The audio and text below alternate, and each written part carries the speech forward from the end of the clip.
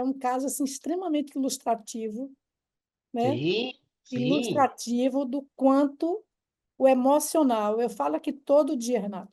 Todo dia. Eu Não falo sei que se eu te falei também, para você ver, e faz todo sentido emocional, porque primeiro dia de reunião com os novos sócios, nós chamamos eles aqui para dar um panorama de como que ia ser daqui para frente, né? Até para ver quais seriam as decisões da parte deles, de como que eles queriam conduzir dali para frente, porque a gente teria que mudar a forma de trabalho, explicar os problemas que a gente já tinha evidenciado. O sócio que saiu não parava de ligar aqui no escritório, para você ver como que a coisa, o cordão ainda estava preso e ele já não estava ia. preso. Mas o sócio que saiu, ele não parava de ligar. Qual era a demanda dele? Ele não, ele queria falar com a gente, ele queria interromper a reunião. Sabendo que os novos sócios estavam aqui com a gente, ele queria tirar dúvidas dele, pessoal, mas ele sabia que a reunião estava rolando, ele ficava ligando de 15 em 15 minutos para a recepcionista, falando, não, eu quero falar com a Neuza agora, pede para ela parar a reunião, porque eu preciso tirar algumas dúvidas com ela, para você ver o nível da emocional que a pessoa estava, em Sim, que ela já tinha aceitado perante o juiz a sua saída, mas ainda emocionalmente ela estava muito amarrado e sim, vendo que estava tendo uma reunião da empresa que era dele, de anos, exato. sendo tomado decisões com novos sócios e ele não estava sendo mais envolvido. Nossa, Renato, eu morro de curiosidade. Gostaria tanto de conhecer esses sócios.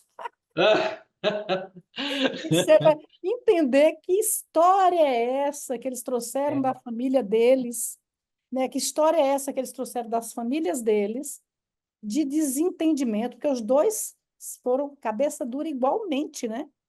Não pode, Sim, a gente não pode dizer que um foi pior do que o outro, né? não.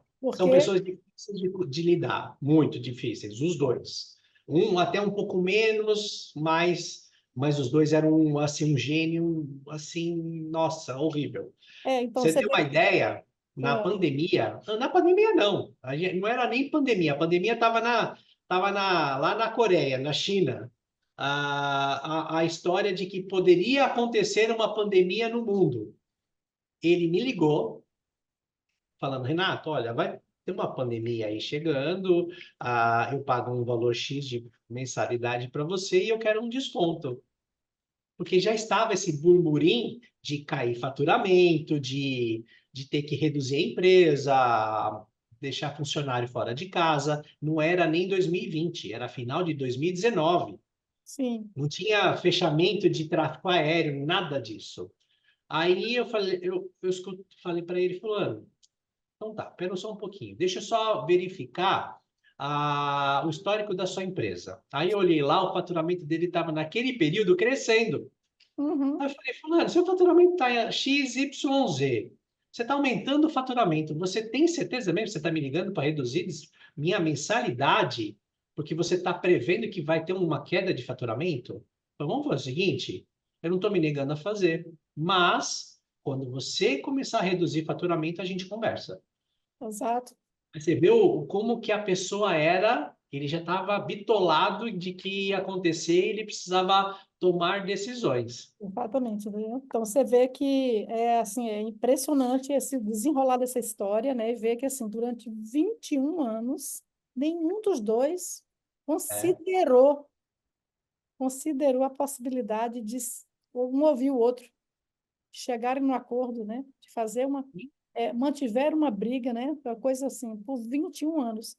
Aí vai olhar o histórico de vida dessas pessoas, com a família deles. É batata, Renato. É batata. Problema. Isso é repetição de padrão. Então, eu tive caso aqui na pandemia, diferente desse, mas mostrando esse padrão.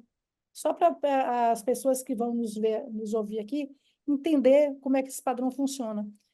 Apareceu uma cliente minha, inclusive dos Estados Unidos, ela desesperada. Tinha começado a pandemia, acho que começou em março, isso acho que foi abril, não sei que mês foi que isso aconteceu, dela aparecer aqui.